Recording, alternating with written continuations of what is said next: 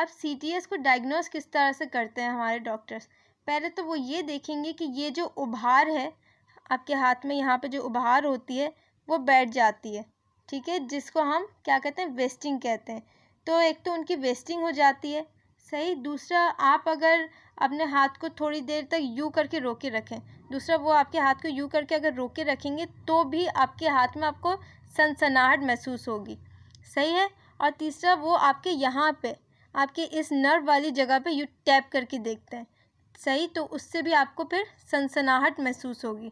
तो जिन लोगों का हाथ रात में सुन्न हो जाता है, फिर उसे यूँ हिलाने से वो ठीक हो जाता है और हाथ में वेस्टिंग हो जाती है, तो ये सब सीटीएस की निशानियां हैं, सही। अब इसको कंफर्म किस तरह किया जाता है? इसमें एक्सरे का कोई फ़ायदा नहीं है, सही। इसके लिए एक ही टेस्ट बहुत इम्पॉर्टेंट होता है और वो होता है NCS-EMG, ठीक है, उसको कहते हैं NCS-EMG कहते हैं उसको।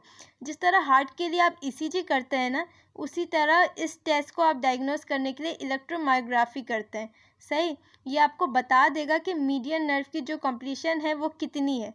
फिर इसी तरह जब हम इसका ट्रीटमेंट शुरू करते हैं तो 3 से 4 चीज़ें होती हैं, 3 से 4 ऑप्शंस होती हैं हमारे पास। पहला ऑप्शन ये होता है कि हम मेडिकेशन और एक्सरसाइज बताते हैं जिससे कि ये ठीक हो जाता है।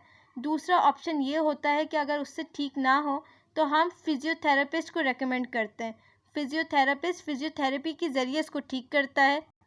और तीसरा ऑप्शन ये है कि वो जो बहुत ज़्यादा किया जाता है, क्योंकि जो ज़्यादातर पेशेंट्स आ रहे होते हैं वो 6-8 महीने, साल 2 साल पुराने हो चुके हुए होते हैं।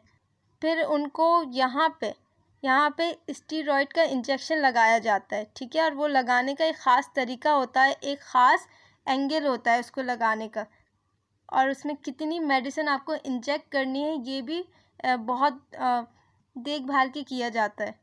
और अगर फिर इस इंजेक्शन से भी उनको आराम नहीं आता तो फिर उनको we recommend such patients to surgery, ठीक है, फिर उनको सर्जरी हम रिकमेंड करते हैं, उनको सर्जरी रिकमेंड करना पड़ता है।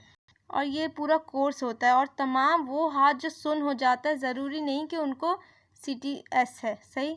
और ख़ास तौर पे जिनकी ये वाली उंगली सुन्न होती है उनको जो है CTS हो ही नहीं सकता, ठीक है, उनको कार्पल टनल नहीं हो सकता, क्योंकि ये वाली जो उंगली है हमारी, उसकी नर्व सप्लाई डिफरेंट होती है, इसकी नर्व अलग होती है, सही। और इस उंगली की सुन्न होने की वजूहात हो सकती है कि आपकी गर्दन वगैरह पे किसी नर्व का दब जाना, और इस उंगली का जो सुन्न होना वो एक फिर अलग टॉपिक है, एक अलग मसला है। और इस उंगली को जो नर्व ब्लड सप्लाई देती है उस नर्व को हम अल्नर कहते हैं, ठीक है।